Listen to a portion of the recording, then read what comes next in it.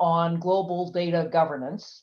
She has played a very active role on tech issues. But I also just have to say that when I think about Senator Gillibrand, I think of her as an extraordinary champion for women's rights, which is really how I first came to know her. And I have to also then say that this event grew out of a women's tech summit. Uh, Regular meetings by women in the United States, in China, in Hong Kong, other places in Asia. That's important for two reasons. We need far more women in tech, and we need far more of the kind of civic, commercial, intellectual contacts between the United States and China, and really the United States and the rest of the world. So with that, it is my great pleasure to introduce Senator Gillibrand. Hi, everybody. I want to start by thanking Anne Marie Slaughter for the introduction and the invitation to join you all, and Sam Sachs and Graham Webster for convening this important event. Digi China's excellent new report studying the effects of the technological decoupling of the US and China could not have come at a more critical moment. Over the last few years, we've been rethinking US-China relations. Much of that rethinking is positive, aligning us with the reality that China has emerged as a near-peer competitor economically and technologically. That understanding will help us craft a policy that leaves us better positioned to respond to the challenge China poses. But the speed at which both policymaking and analytical circles formed a new consensus about the nature of China's threat concerns me. Whether or not China poses a threat is not a binary question. It's much more nuanced. And if we want to bolster our own ability to compete with and to counter China, our response must also be nuanced. Shrinking America's responsibilities as a tech leader, taking on one platform at a time, and conducting policy via tweet will only serve to reduce innovation, create a less competitive marketplace that hurts consumers, and develop an unclear environment for investors and companies alike. We saw the president threaten to ban TikTok from the US market based on potential unverified data practices. Then we saw him turn around and allow the company to continue accessing American markets and consumer data without making significant privacy reforms, so long as his friend was cut in on the deal. Actions like those make us look arbitrary, corrupt, and weak. That's not how we beat China. It's how we become China. That's why this report is so important. It provides all of us, from the halls of Congress to think tanks, an opportunity to step back and assess where we are and where we're going. Although this report provides a snapshot of the trends, not a conclusion, I'd like to share my key takeaways. First, we need to delineate between China's tech sector activities that present national security or economic threats and those that present economic opportunities. Responding to every action with overreaching national security rationales runs the risk of negatively impacting US consumers, research, and industry. Second, putting all of our tech focus on China is misguided. It does nothing to improve our STEM education or increase our investments in AI or quantum computing, and it makes us seem like we're more interested in tit-for-tat score settling than actually advancing our interests. When we make the conversation solely about one app, one company, or one country, we miss the opportunity to lead on global digital governance and allow freedom and democracy to be set back around the world. Technology is a global industry that will be regulated through a global approach, and right now, the US government doesn't even have a seat at the table. If we lead instead of react, we can draw on our biggest advantage over China, our network of allies and partners around the world. Together, we can create a clear set of rules to not only address China's behavior far more effectively, but to enable innovation and research to continue without the specter of seemingly arbitrary barriers being thrown up or down the line.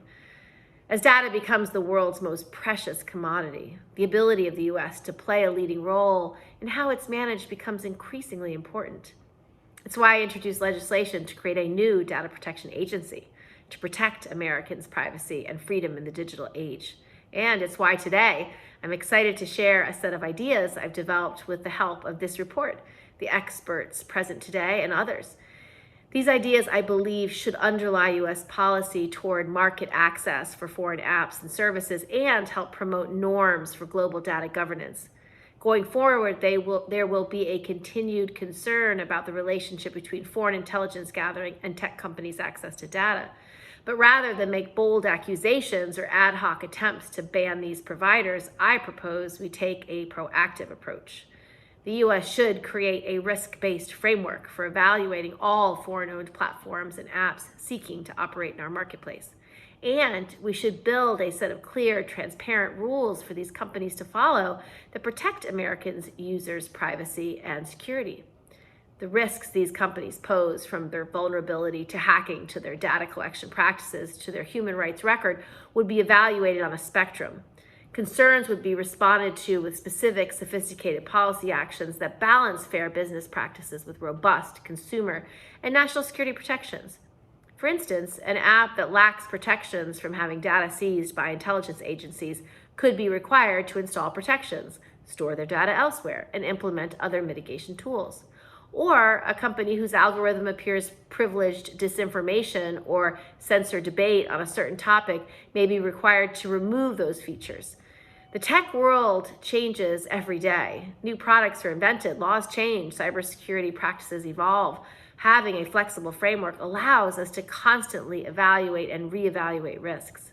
Having a clear set of guidelines companies must adhere to creates stability for the market while advancing our national security interests. And having a seat at the table during international discussions about data governance will enable us to create a global alliance that would promote a level playing field for digital innovation and data protection. When we're petty and one-off, we look like we don't have a plan or a vision. But we do have a vision. And if we see it through, we can build the future of global data security. I look forward to continuing to work with DigiChina and others to turn these ideas into a bill that passes Congress.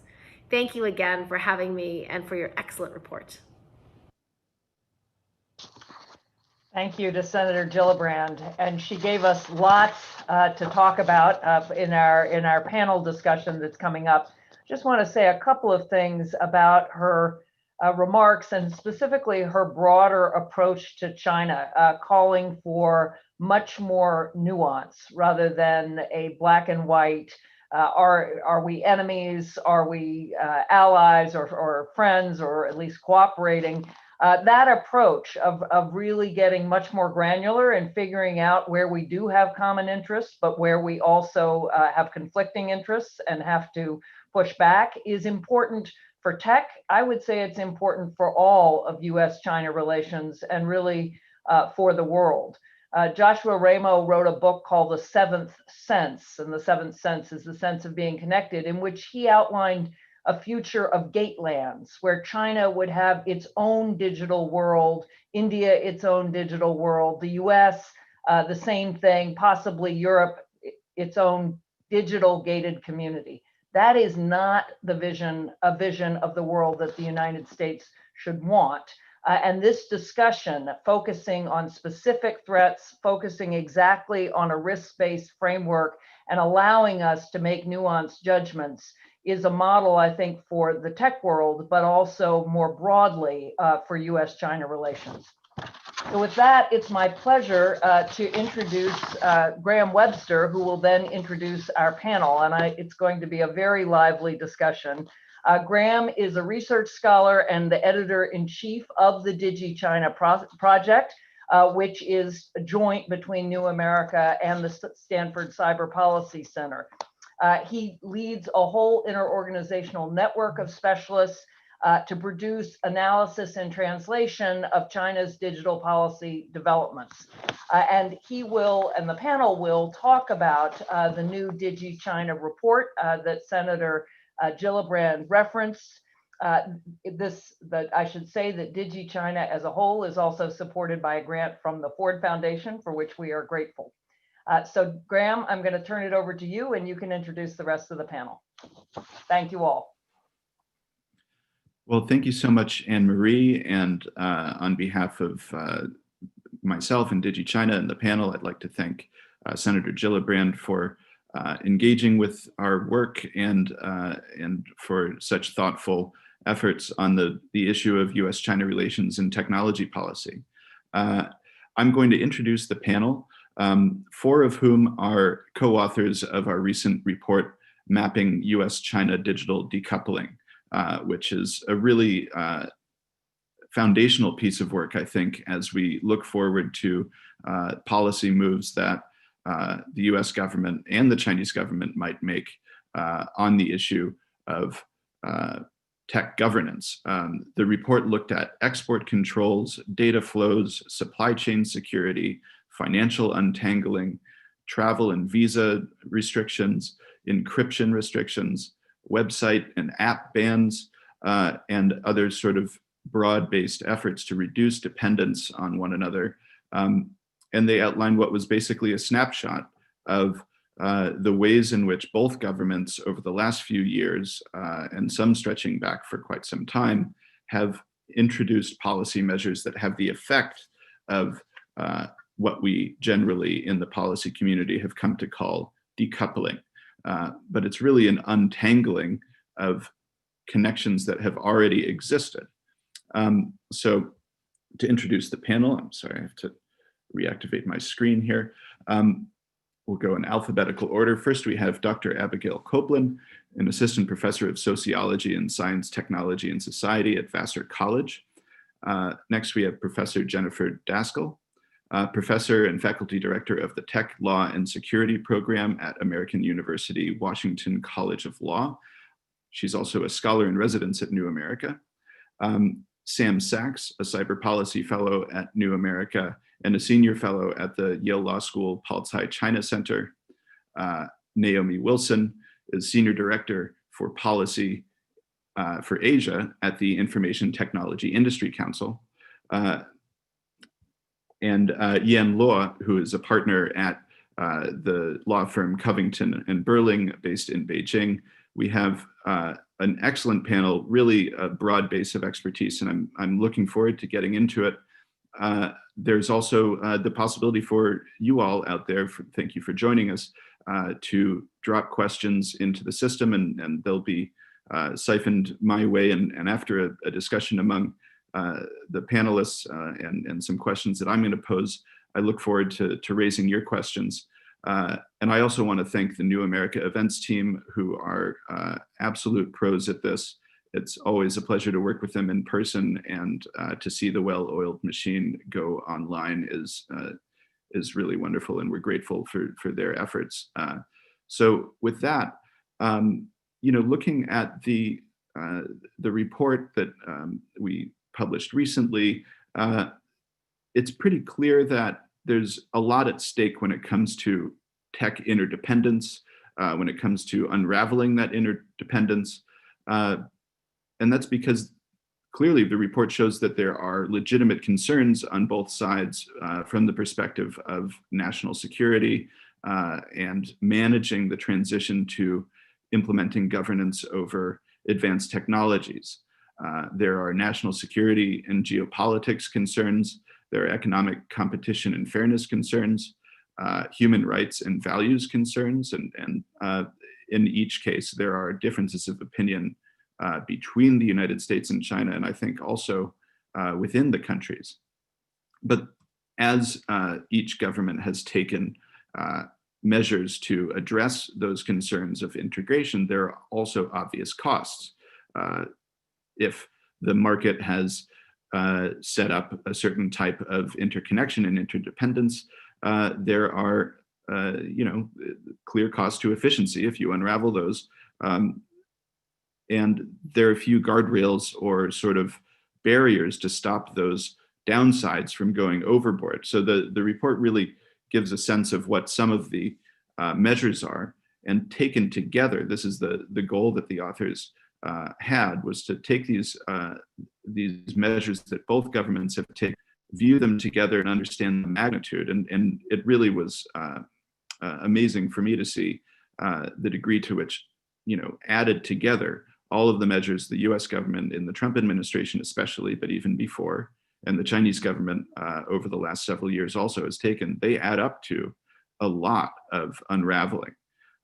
So I want to ask the panel one by one, and we'll only do a couple of these, everybody sound off for a minute or two, but what is at stake, and how can a balance be struck here? And I'd like to start with Sam Sachs, who really was the organizer of this amazing effort, and brought this great team together. How would you describe the stakes, Sam? Thanks, Graham. And I also want to give credit to Yen for coming up with the idea to do this mapping in the first place and gave us something great to sink our teeth into. So thank you so much. And for joining us late at night in Beijing. I think that there's this growing acceptance that sovereign borders should determine technology and data flows, that it's this sort of inevitability. And I'm not ready to accept that reality. But there are legitimate national security risks and privacy risks that come with an open technology order. And Anne-Marie has written in defense of an open international order, and she said that the problems arise when we are not connected enough, when we're too connected, or we're connected to the wrong things. And I think that as a starting point, this is an important framework. And I want to just throw out some ideas about how we can think in a more smart way about where to connect and where to disconnect to account for those legitimate risks that arise from connection. So the first, and this is why Senator Gillibrand's initiative is so important, is about coming up with comprehensive rules for how all companies, for how all apps manage their data. This is not a one-off thing. And in many ways, this is bigger than the US and China. The second has to do with the nature of the risk from access to data. Not all data is created equal. And if we can come up with a more targeted approach for evaluating the privacy risk and the national security risk from different kinds of data, or data in combination in different contexts. Are we talking about metadata? Are we talking about location and financial data and health data, right? Let's be more specific. And Jen and I are going to be working on a project to drill down deeper into that in the coming months.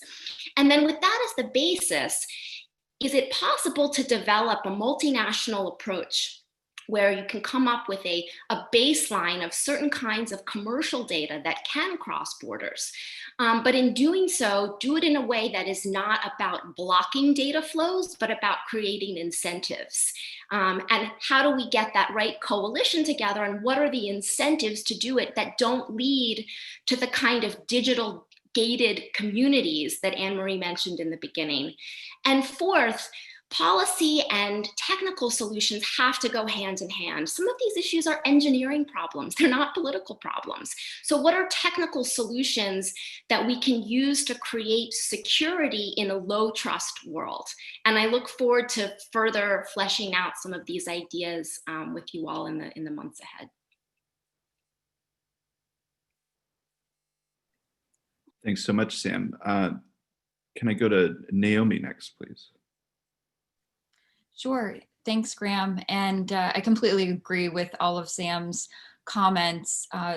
There's a lot at stake here, and it's not black and white. It's not linear, and that makes it all the more difficult to figure out what the right solutions are. And that's all the more reason that policymakers on both sides should be really careful about rushing to judgment, because these are policy actions that are not easily unwound, especially when we're talking about the supply chains. Reworking supply chains requires a lot of resources in terms of time, money, capacity, capability, and human resources. And it's not something that can be changed overnight, and it's not something that can be reversed overnight either. So policymakers need to be very careful in working with industry to understand the full landscape. And this is really an instance where it's crucial to measure twice and cut once, because it can't be undone very easily. What struck me working through the report with my colleagues is that on both sides, the policies not only seem to mirror each other, but they are also evidence of unsubstantiated assumptions on both sides that decoupling is inherently more advantageous than the status quo. And that's simply not true, and it diminishes the complexity of the supply chain and the benefits that the global supply chain has really brought to the fore. So we're concerned with costs to innovation and development of future technology, as well as equal access to this technology for all of the consumer base. There's a lot to be said about the competition between the US and China, but it's not only the US and China at this point. And the research and development that companies push for is crucial to developing those next generation technologies that stand to not only improve our lives as consumers and citizens, but also to enhance our economic security from a US perspective, as well as national security. So it's important that policymakers keep in mind the impact on that research and development piece of the puzzle and what that can mean in the longer term. So I'm very excited to talk more about this today with the panelists, and I will stop there. Thanks, Naomi. I want to ask, since Naomi is speaking from perspective of very close interaction with U.S. industry and as a former U.S. national security official, I wanted to go to Yan to ask how some of this looks from Beijing. What are the stakes that you see discussed in legal and industry communities in China?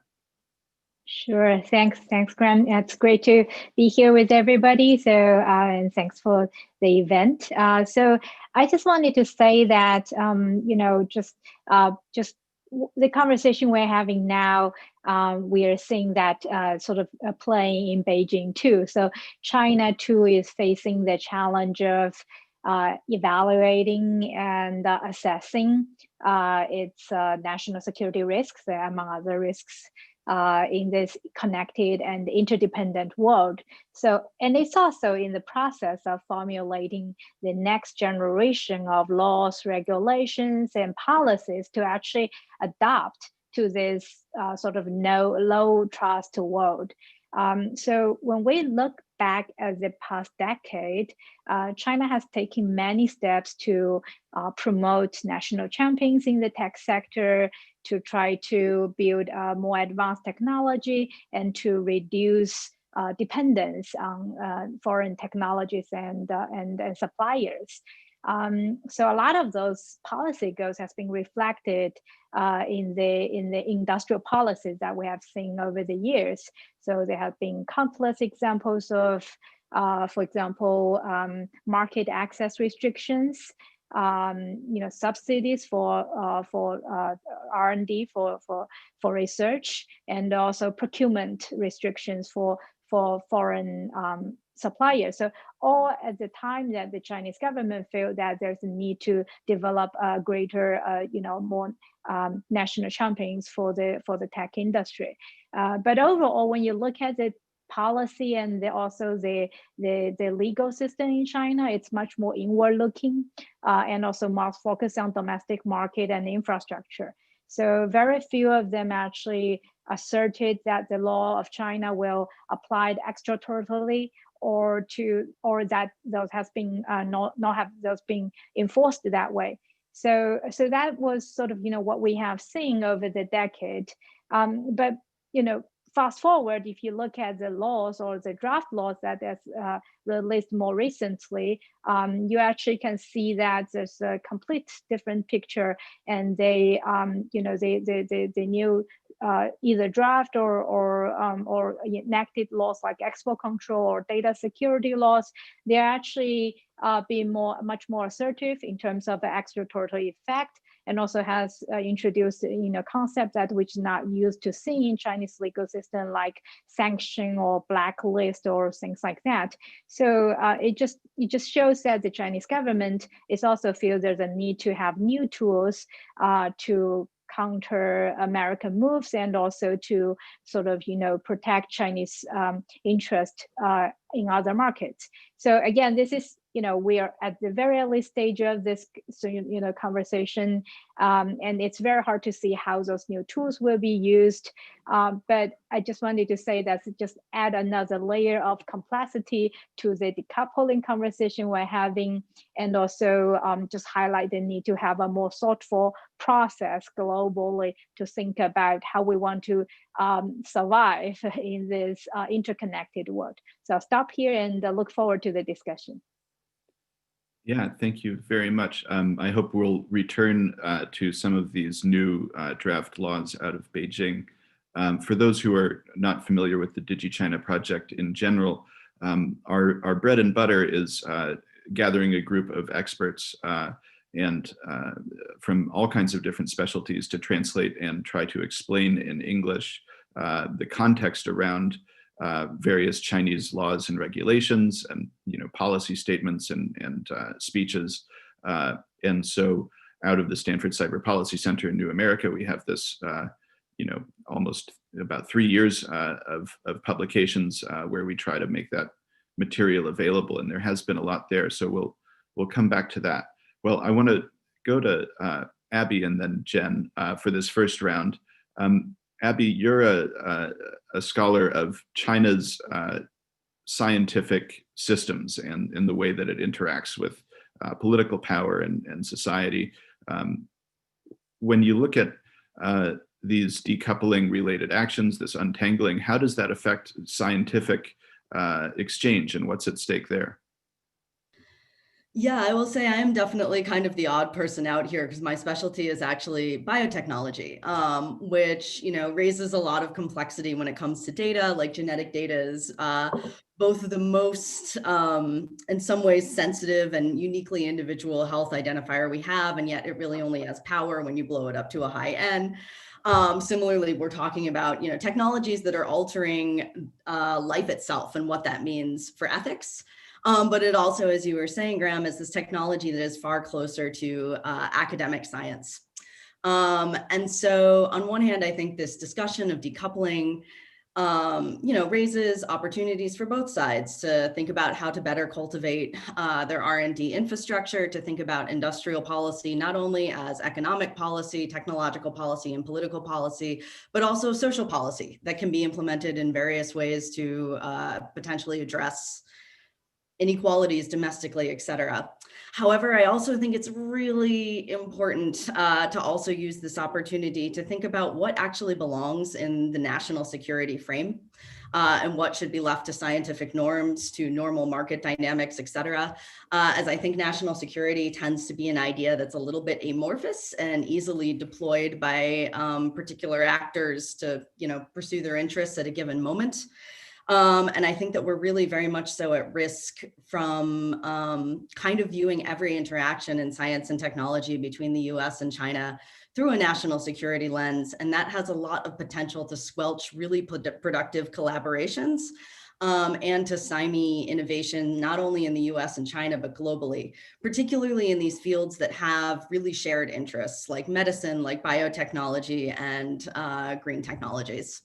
I will go on over the course of discussion, but I think maybe I will, well, actually, let me say one other thing, which is that we're definitely seeing rising rhetoric about the necessity of decoupling, particularly in light of COVID, in kind of from both the Chinese government and the American government. I would just echo Naomi's sentiment that this escalation of tension is not echoed by those on the ground, both in academic science and in kind of the biotech industry, at least those that I've interacted with. And I think that that's telling. The fact that those who have the most on the ground experience and also the most nuanced understanding of these critical technologies are not aligned with where I see political discussions of decoupling going right now. I'll leave it there. Thanks so much. Yeah, we'll have plenty to follow up on all these notes. I think the securitization of all aspects of China stuff in the United States has been pretty hard to miss, even if you don't live in it over the last few years. Jen, if I could turn to you with the the initial question about what's at stake, but to pile on a little bit, you're a law professor and have spent years on how to handle properly questions around data. What's at stake now is one issue, and what the Trump administration has been doing is a bit innovative and kind of, I'm saying innovative with a bit of irony. The bans on TikTok and WeChat that are tied up in litigation. What's at stake, and how does what we see now from the U.S. side fit both within legal norms and in terms of meeting the challenge? Great. Well, thank you, and thanks for the excellent report and for hosting this discussion. This is a really important and fantastic discussion.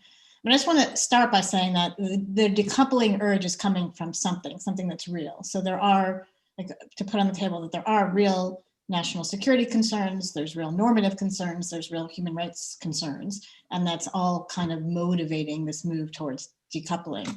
I think the concern is, or at least one of the concerns from my perspective, is the ways, and this dovetails with points that both Abigail and Sam have already made, the ways in which national security claims are being employed in ways that lack real nuance.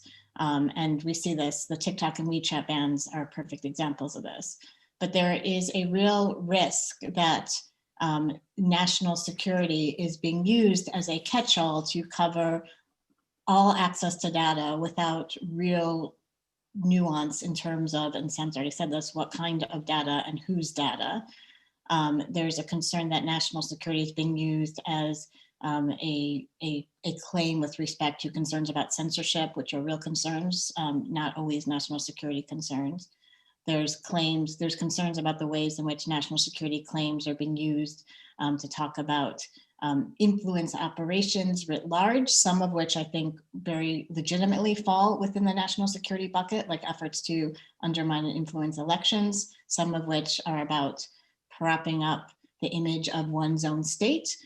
That's a form of propaganda that's been around basically since humans could communicate.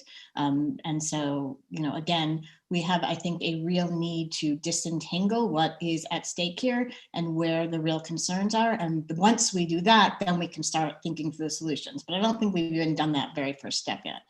And so that's kind of a key piece of work that I think we in the US have to do, and the globe needs to do as well. Secondly, you asked about TikTok and WeChat, and I think those are great examples where the bans, particularly the ban on WeChat, kind of came as a surprise. There had been some rumblings and discussions about TikTok for a little bit before the ban was actually issued.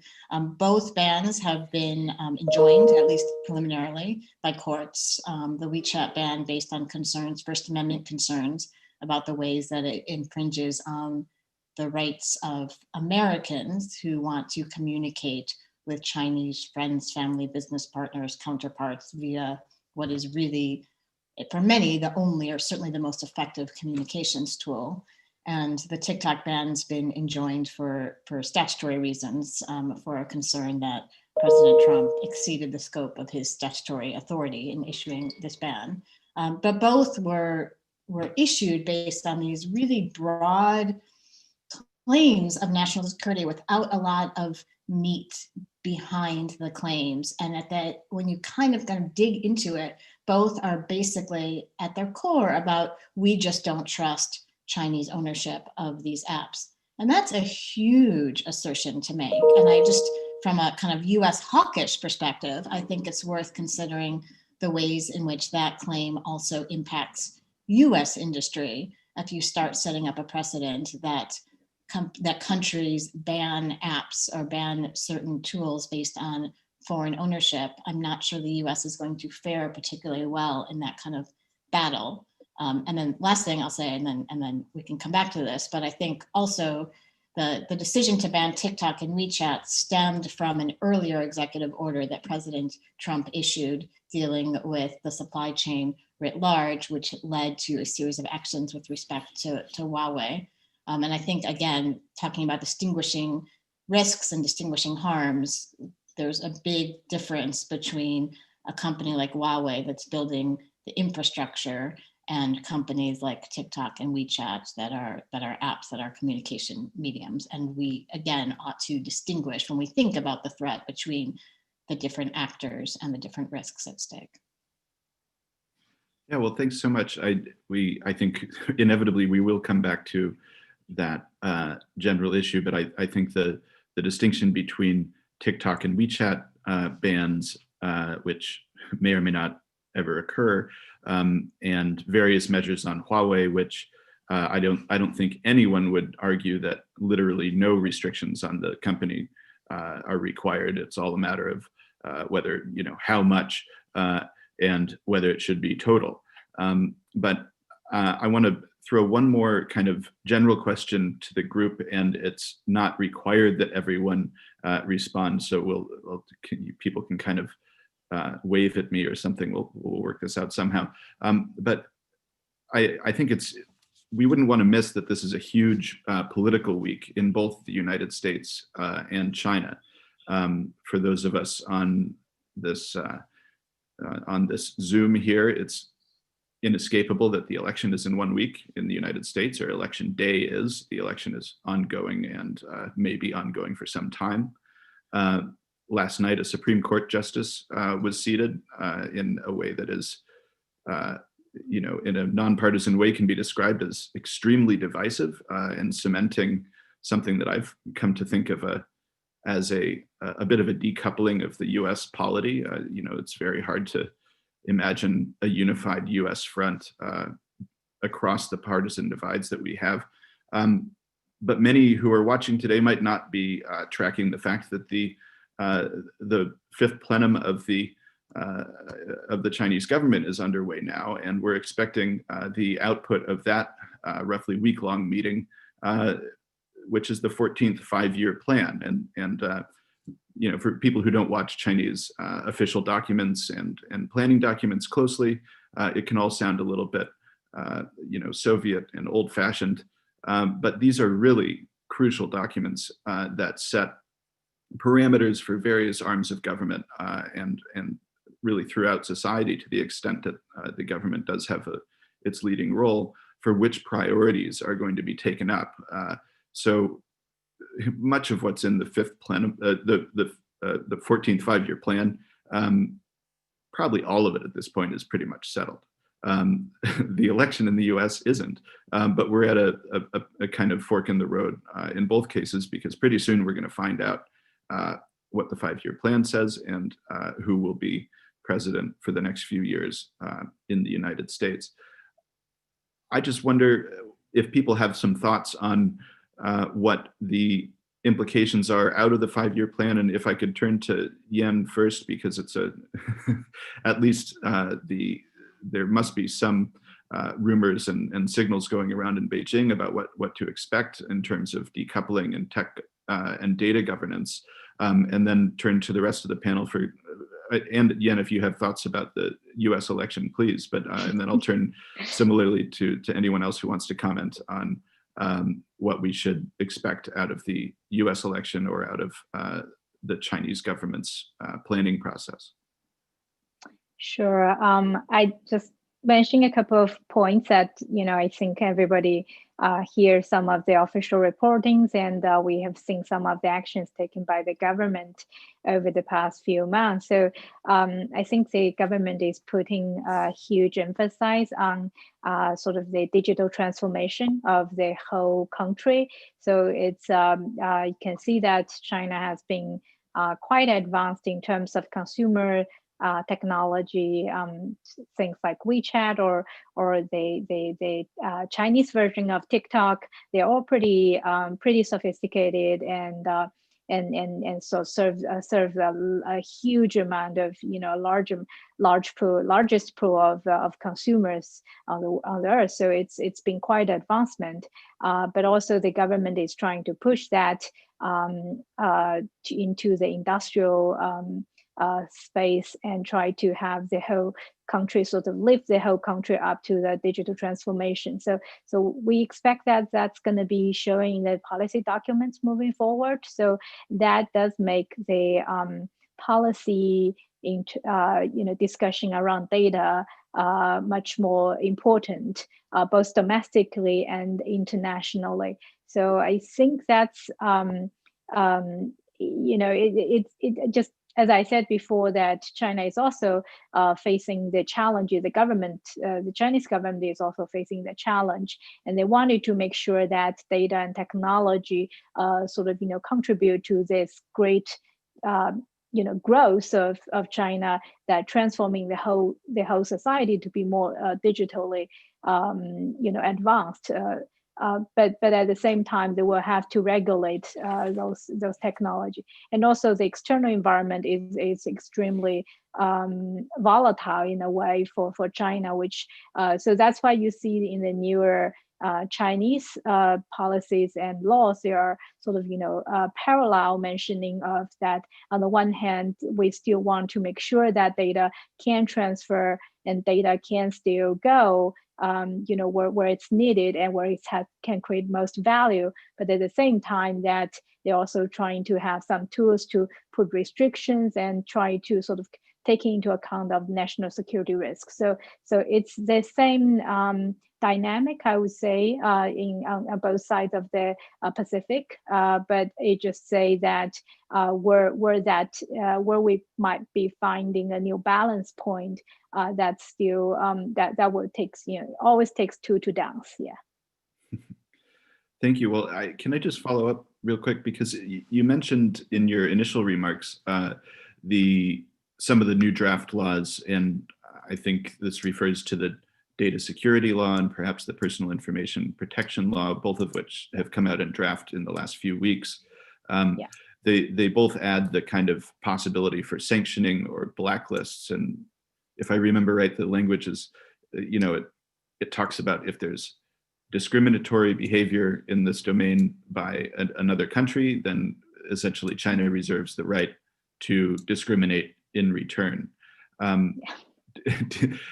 mean, is that a sort of a tool that they seem to be, setting up for potential use? Is this keeping options open, or can you tell, are there really intentions to actually implement this type of, tit for tat behavior? Obviously, the United States would be an obvious target. Perhaps there are other countries, certainly India, where Chinese technology is being restricted. I mean, how does that kind of the dueling policy levers play out in the next few years?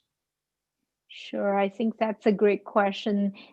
Just to say that we haven't seen an example of that yet. So beyond the two draft laws that you just mentioned, China also wrote out unreliable entity regulation, which pretty much does the same thing, that if there's a reason that certain company or entity hurting China's national interest, the government can put it on the unreliable entity list. So it's this kind of policy tool.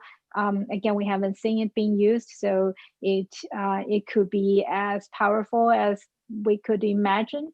But at the same time, I think the government is also showing some kind of some degree of restraint to not to use this kind of nuclear weapon, just because it's mutually destructive, and also send a very chilling signal to foreign investment in China. So I think overall there's it just like there's a lot of the policy tools that U.S. government might consider, but eventually opt out not to. They are sort of pros and cons for those kind of tools. But I think at least the government really feels that they have a need to have this kind of tool at hand, and just in case it needs to protect Chinese companies' interest, both at home and abroad. That's also the difference, because it used to be that the measures are addressing for protecting companies at home, but now they're growing sufficiently large enough to be considered like overseas market is important. Yeah.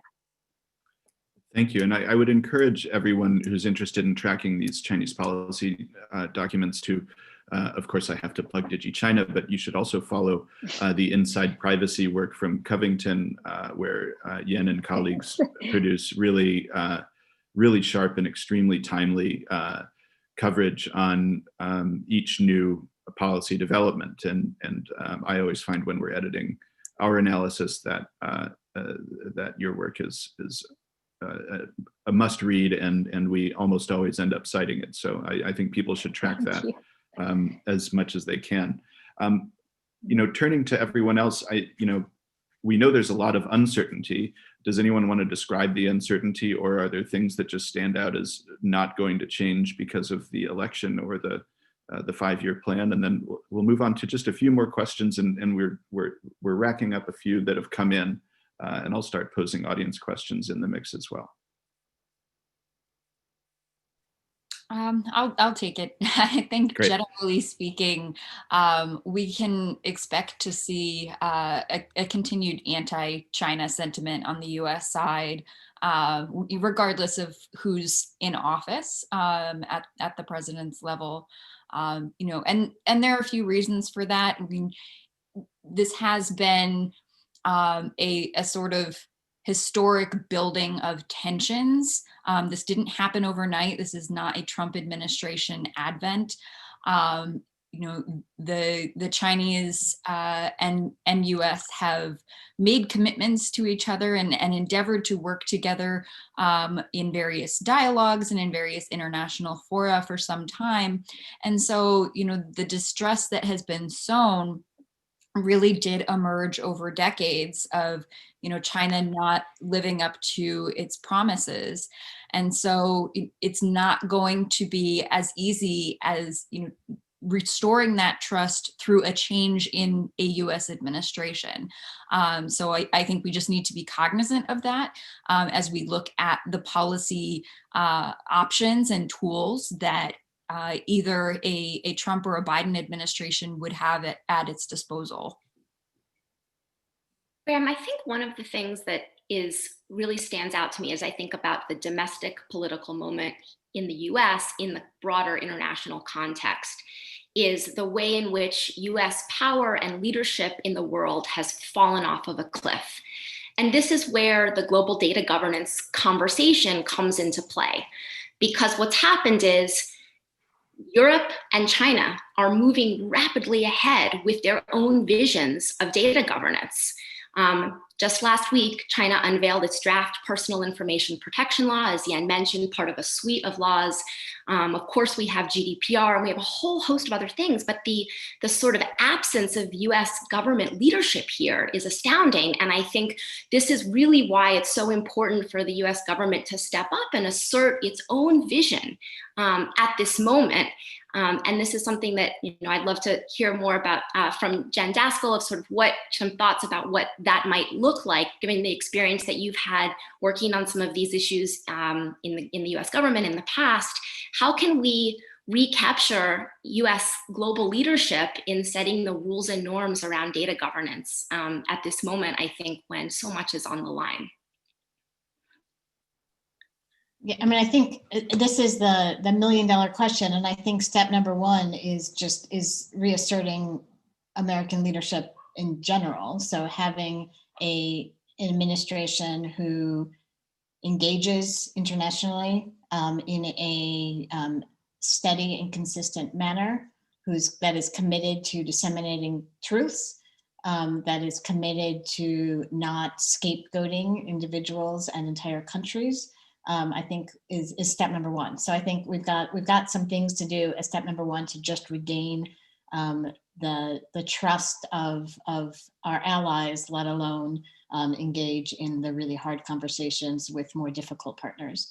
But I think it's absolutely critical. And when we're talking about tech policy, we don't live in bubbles. And I think we're all committed to the idea that we don't end up in tech bubbles. And in order for that to happen, there has to be global multilateral conversations about a range of issues, including norms, including what we think a responsible internet looks like, how to manage harms online in ways that also are committed to protecting freedom of speech and privacy and interoperability and the free flow of data with limitations that reflect differences across borders as well, and that address the real national security threats. But these are hard challenges that require not only states, but also the private sector to come to the table as well in a really comprehensive discussion. And it requires leaders to think big and to think beyond just the next, crisis of the moment. And that's going to require hard work over a long period of time, I think. Well, thanks everyone. I mean, I think this is a really good moment to note that I think, as Naomi said, this tension between the US and China is not an invention of the Trump administration. Certainly the Huawei story, for one, started becoming quite public in 2012 when the House Intelligence Committee published a report underlining the potential risks of using Huawei or ZTE infrastructure in sensitive applications.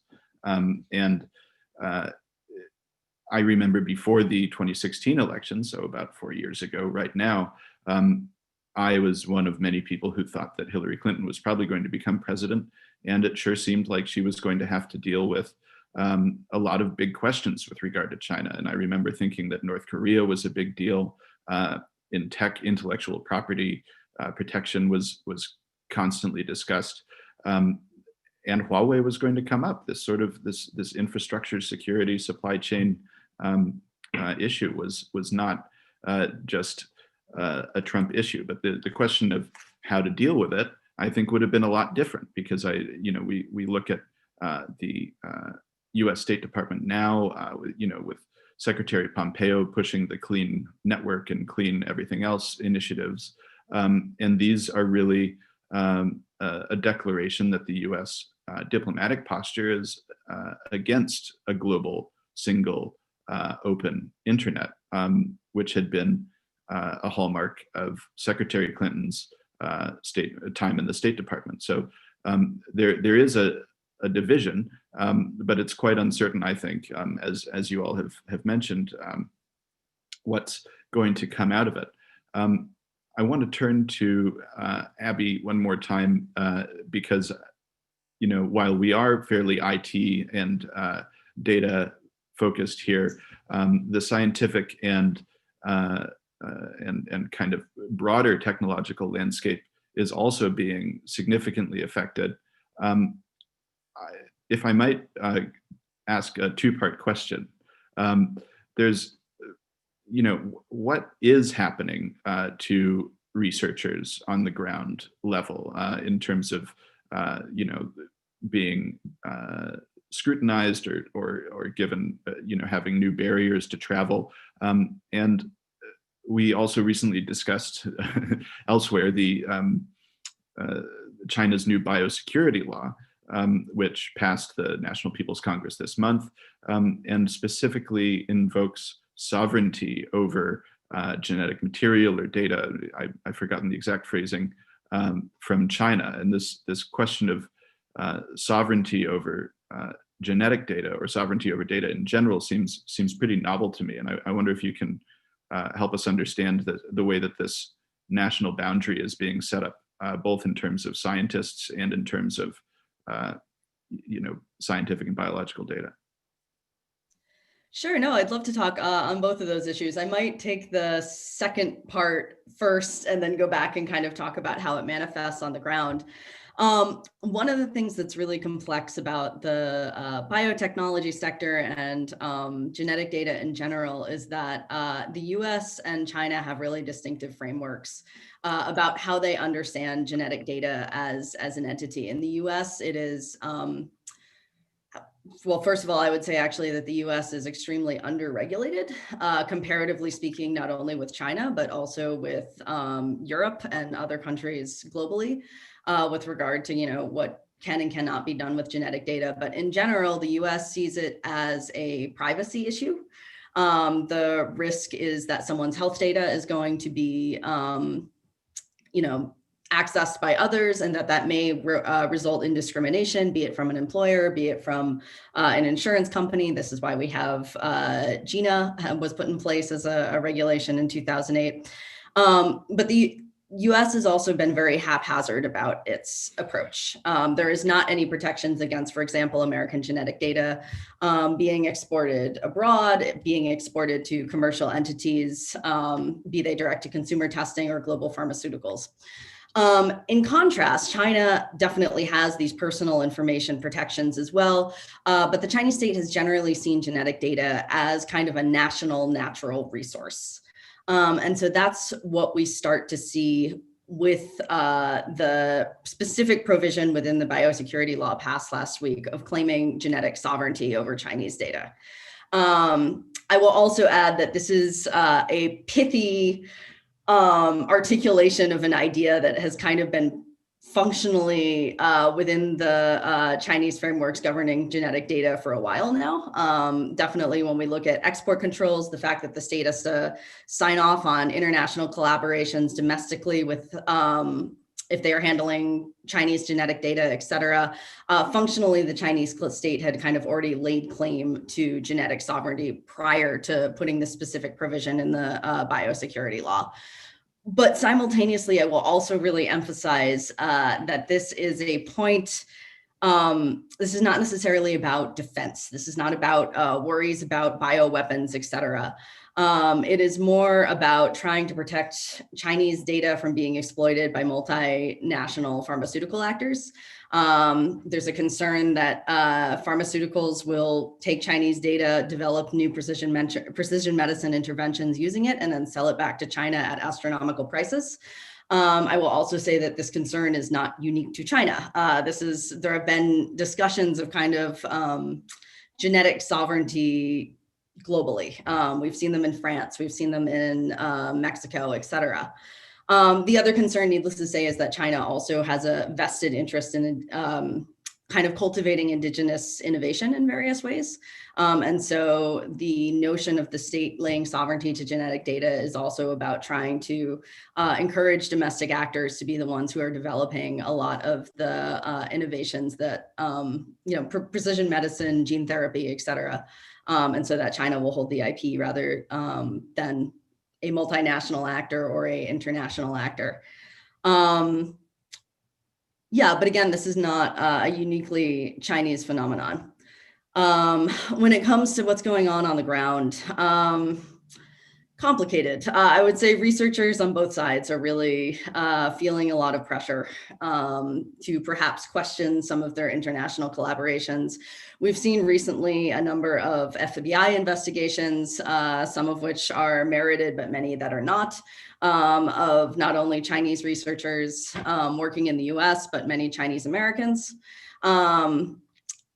My Chinese colleagues have also kind of been telling me of increased pressure to perhaps, rethink some of their collaborations and conversations with international researchers. Simultaneously, I think that we're seeing in the biotech sphere, and I apologize, I'm rambling a little bit, but there's a lot of misinformation out there. I think that we've heard this from other panelists as well.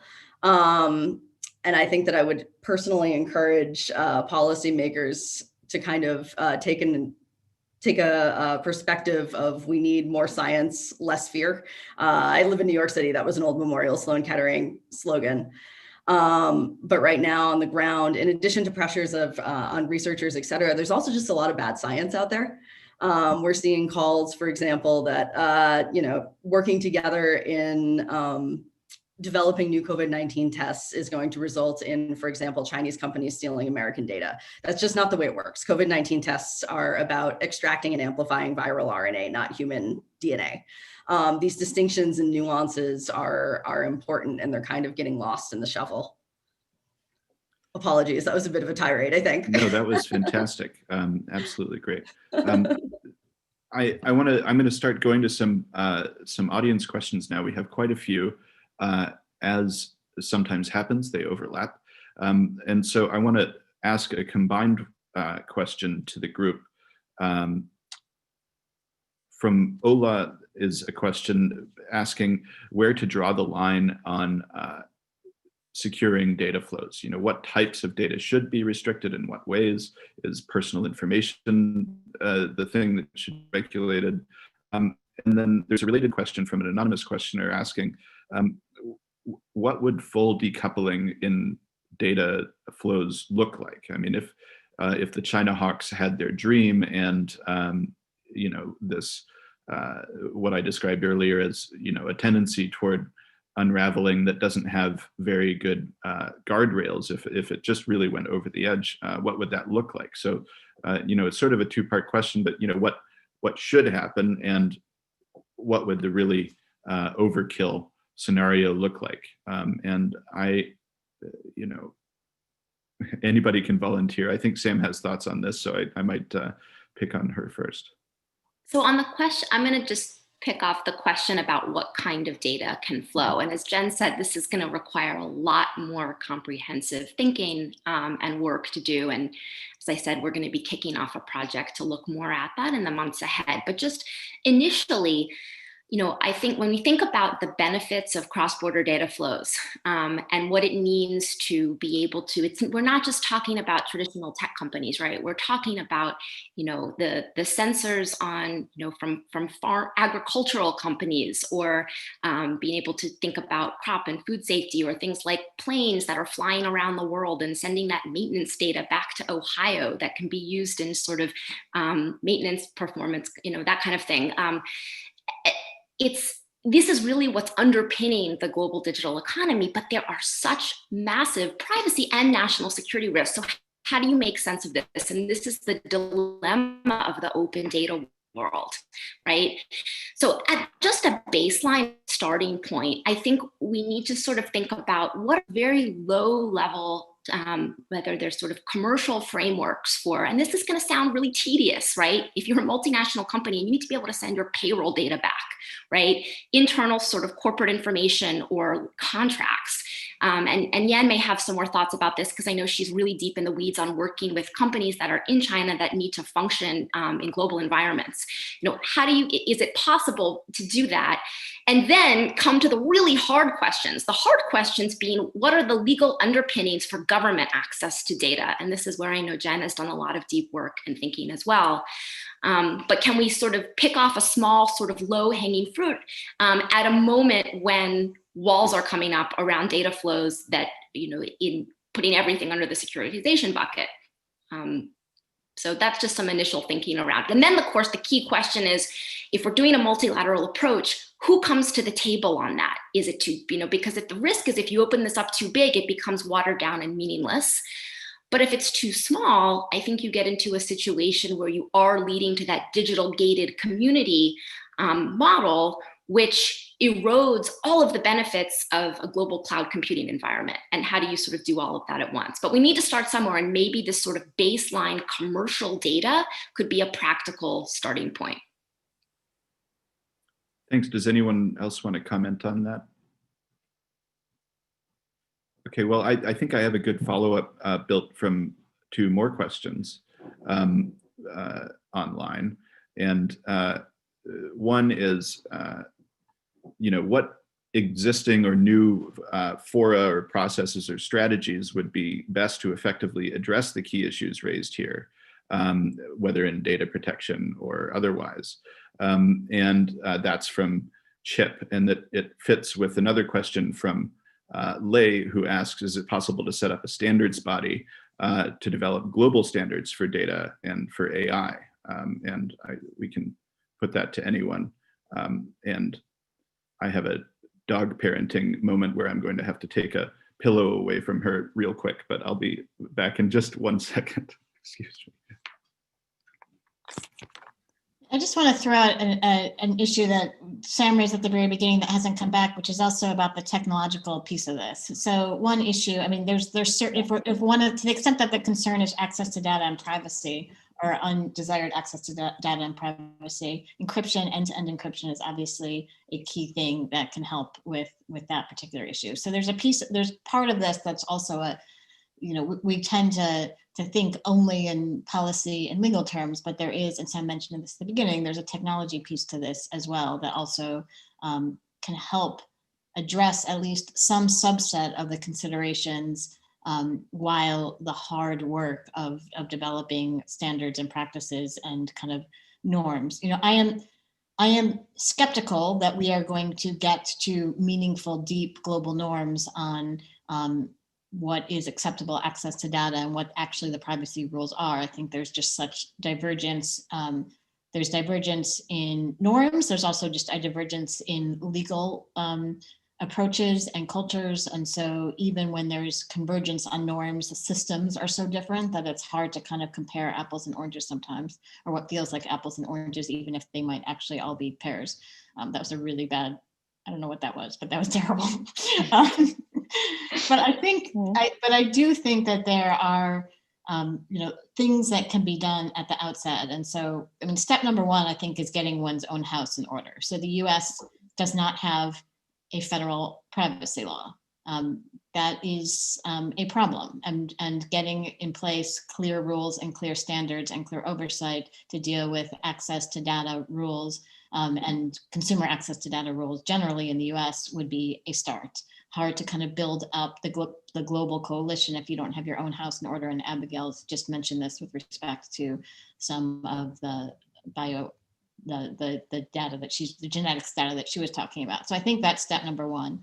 I think it's going to be easier to kind of build out coalitions of states and others who share common values in terms of developing norms, but that has to also be done, I think, in partnership with global efforts and global conversations as well. And it's a multi-pronged approach from my perspective. Yeah, and to echo that, I think, Jen, you make a really good point that we can consider all of these aspects from the policy perspective, but you need to have the technological capability and also the legal frameworks in place to accomplish this. So I think there's sort of this misnomer with respect to data flows or misunderstanding that there's some sort of central policing authority that determines what kind of data is sensitive or not sensitive and what kind of data can cross the borders. And it's just, it's trying to apply the like customs and border protection model of the world to the data sphere. And that's simply not how it operates. I mean, can you imagine if every time a company had to send data across borders, they had to go through a checkpoint? That's just, mind-bogglingly not possible given the volume of data that needs to be exchanged every day. So, we need to think of this in terms of a multi-stakeholder process. It's not just a government problem. It's not just a technology problem. Also, it's a consumer demand problem, and it's a cybersecurity problem. To a certain extent, it doesn't matter how sensitive the data is if it's protected via encryption or proper network security and cyber hygiene, not keeping data all in one place where a hacker can easily take it all in one go.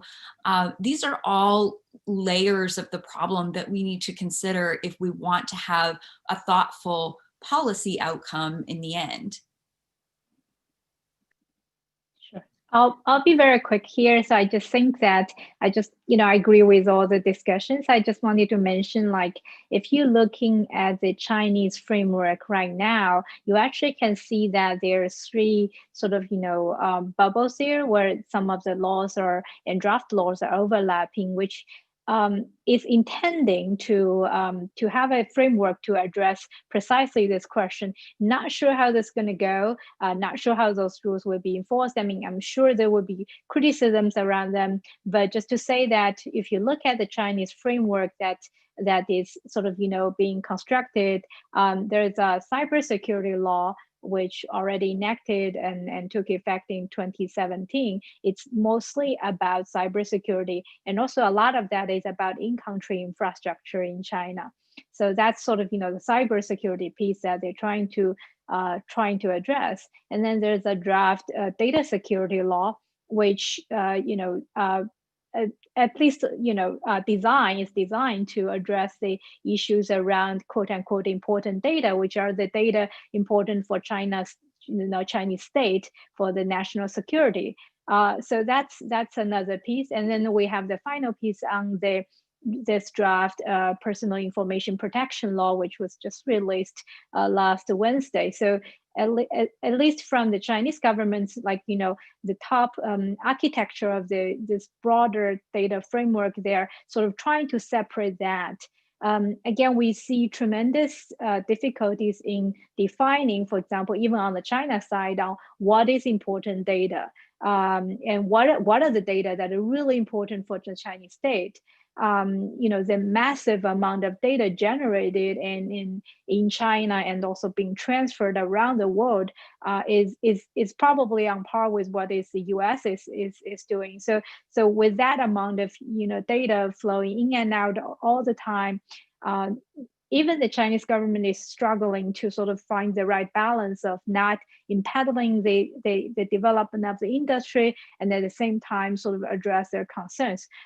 So I just wanted to mention that. So there is some kind of efforts being on the China side to do that. Not saying that, not saying this is successful or, it's still a lot of that way to be seen, but at least there are some certain sort of, some efforts trying to address that. I just wanted to mention one last thing is that, the issue that we're seeing over the past few years on the China side to try to address those issues is that whatever definition, whatever approach has come out, the regulators will find out that later on when the industry actually has to do it, has to implement it, there's always questions. There's always something they haven't thought about.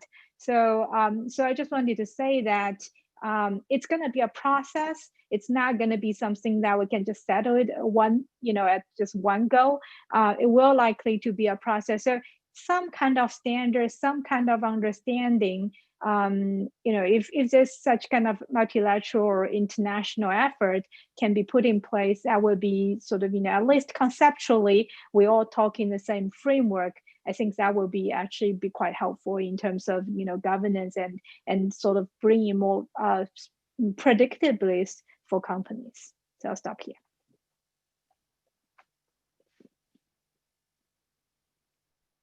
Okay, well, I just want to add please. one more note of caution, not to complicate things even more, but we often talk about sensitive data and the need to protect sensitive data. And I think we also, as we muddle through our way to coming up with a system that works, ideally, that's the hope. We also, I think, have to be really careful about unintended consequences. So there's a move in a variety of nations to mandate things like localization of sensitive data in the guise of data protection and data privacy.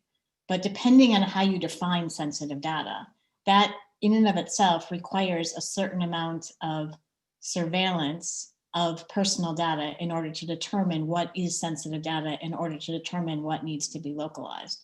So I think, as we're talking about solutions, it's really critical, I think, and this goes back to the importance of having multiple stakeholders in the room for these discussions to make sure the implications of a solution are fully thought out. So just not to complicate things further, but I think it's critically important. We often get into these discussions about sensitive data, and then there's this assumption, okay, if we localize sensitive data, that will help. And certainly from a privacy perspective, I'm not sure that helps. I'm also not sure it necessarily helps from a national security perspective either, because we can get into this, just because data is held locally does not necessarily protect cross-border access to that data either. I would also add that for certain kinds of sensitive data, localization just doesn't necessarily always solve the inherent problem. I think when you're talking about genetic data, people are actually much more concerned that their employer gets access to that, or an insurance company who is going to be local, than they are about a foreign entity having access to it. And similarly, just really the importance of trying to come together and decide, okay, what actually does constitute sensitive data and what does not. Like Jen, you're totally on point in terms of how this operates in genetics as well, that we don't seem to agree. Like currently, depending on how you submit your genetic data, if you get it done in, sorry, not to go off on genetic data, but it's kind of pertinent. If you get your genetic test done in the doctor's office, it's governed by HIPAA. If you are participating in a federally funded research grant, it's governed by the Common Rule, which has a different set of protections.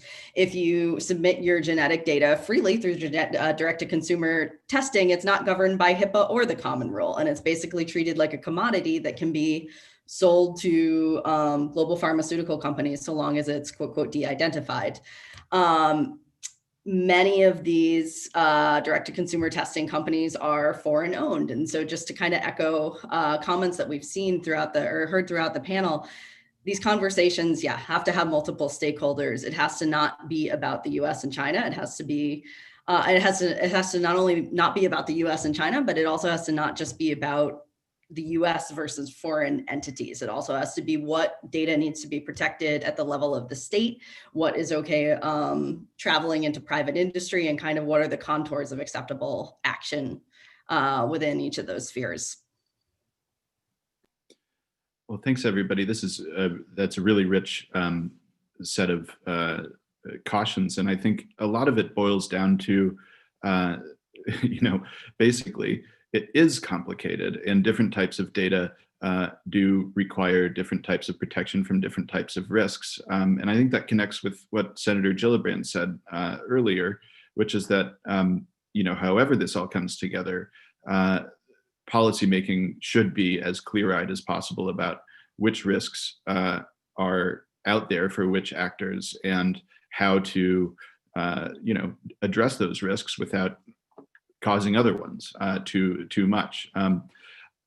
We have just about 10 minutes left. This has been a really great discussion. I want to raise one more audience question, perhaps two, but then I want to give everyone a chance to make a last comment if they have them, and then we'll try to close on time for the principle of the thing. But there's a good question here from an anonymous questioner asking how the panel views recent US tech sanctions based on human rights violations in China. Are they effective as a mechanism to address the China's government's use of tech for surveillance and repression, or are there other levers of influence? And I'll add that, if we've been talking a lot about national security and personal and business risks here, but as we've mentioned a couple of times, the tension between the US and Chinese governments and frankly between the populations at some level is also wrapped up in really intense human rights abuses in China. I've decided that I can at least comfortably call the actions in Xinjiang ongoing atrocities. People argue over words like genocide and other things, but one way or the other, this concern is a major issue that is not going away. And what the questioner is referring to is that the Trump administration has taken some actions to deny Chinese companies access to US technology on the grounds that those companies are suppliers of surveillance technology in Xinjiang, and therefore that they are enabling this set of abuses. So I put that question to whoever would like to address it. I mean, are these effective? Are there other measures? Is it essentially something that shouldn't be dealt with on the technology level and has other levers, or is this really going to effectively change the situation for people who are in harm's way? That's a really, really tough scenario to analyze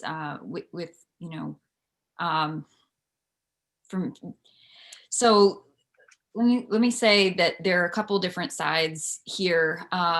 In terms of what you're referencing, suppliers, if a supplier is found to be untrustworthy selling to nefarious actors, they absolutely should not have the privilege of importing US technology.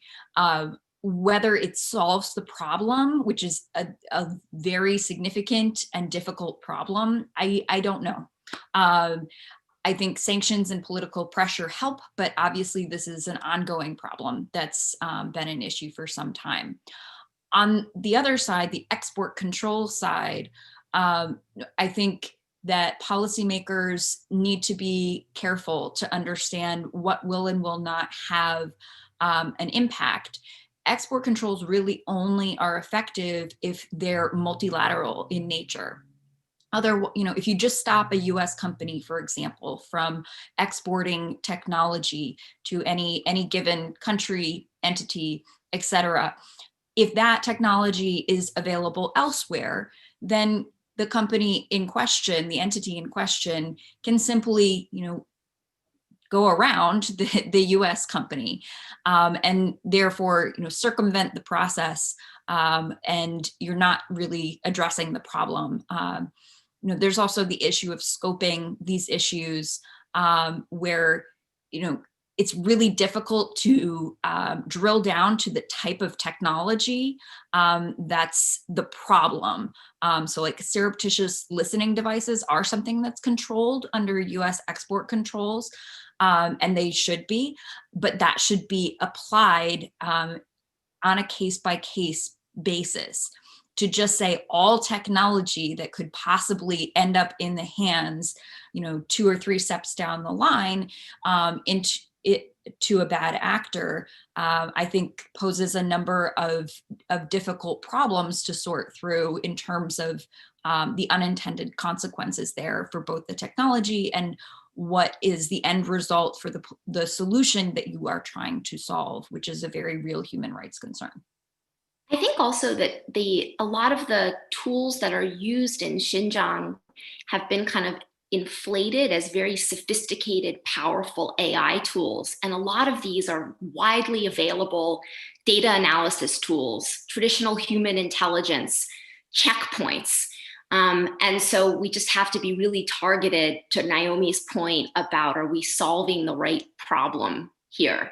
And to the extent that we can pinpoint companies that are involved with surveillance in Xinjiang, there are tools, the entity list could be one tool to do that.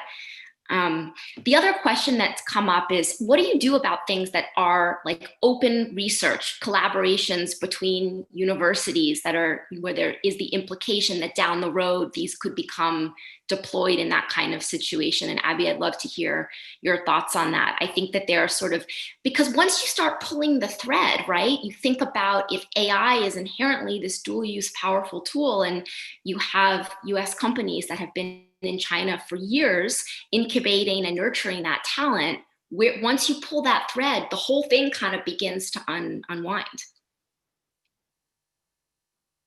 Yeah, I was going to say I echo the other panelists, and that my own feelings about this are complex, and that I think that the US absolutely needs to be standing up on principle for the human rights abuses that are going on in Xinjiang right now.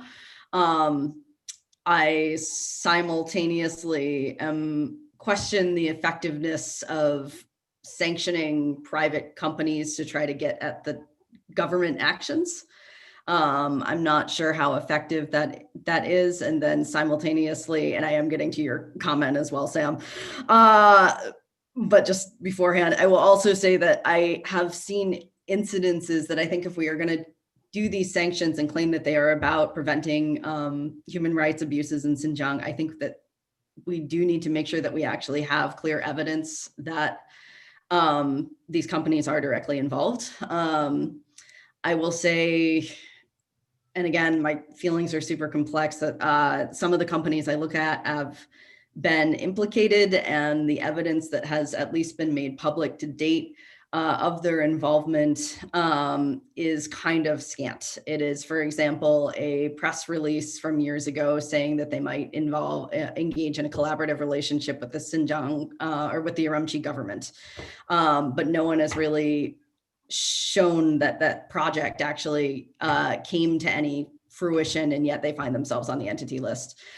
I also, Sam, as you say, I think it's really complicated because I think that in order to effectively bound some of these collaborations, you would have to be able to see into the future and imagine all of their potential applications in a way that I don't think is necessarily feasible. Though I would also be curious about your thoughts on this.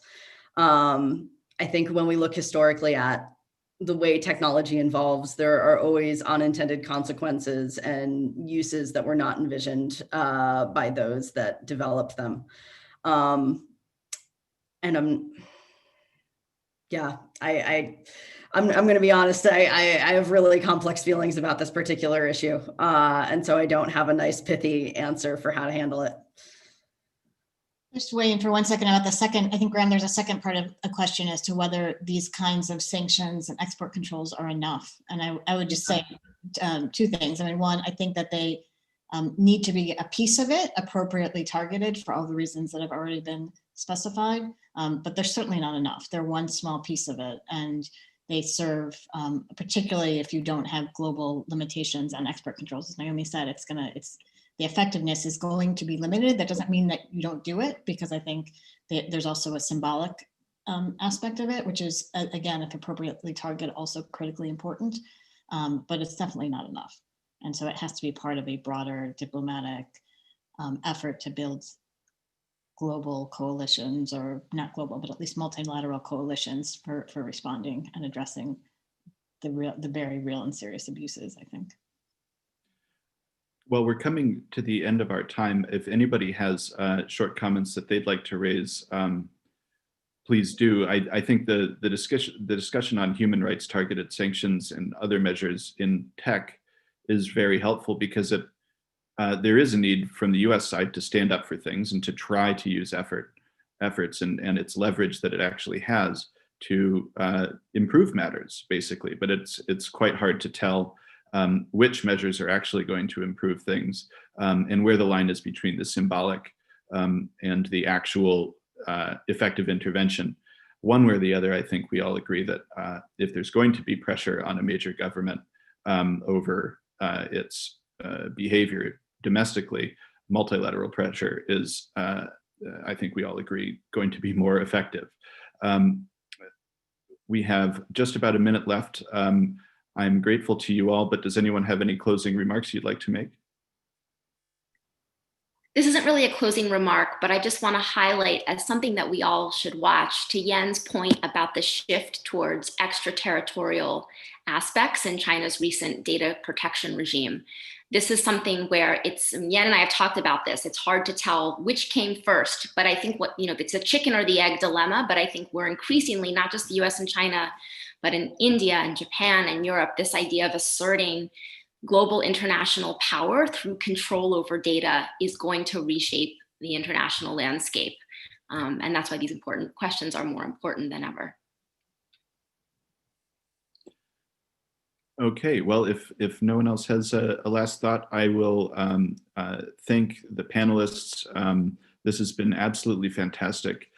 Thanks again to the New America team for such a smooth online event. Thanks to all the questioners. We only got to about a third of the questions that came in, so I apologize for that. We could go on for hours, but the conversation will go on online, and stay in touch. Follow DigiChina, follow us all on our various writings, and keep the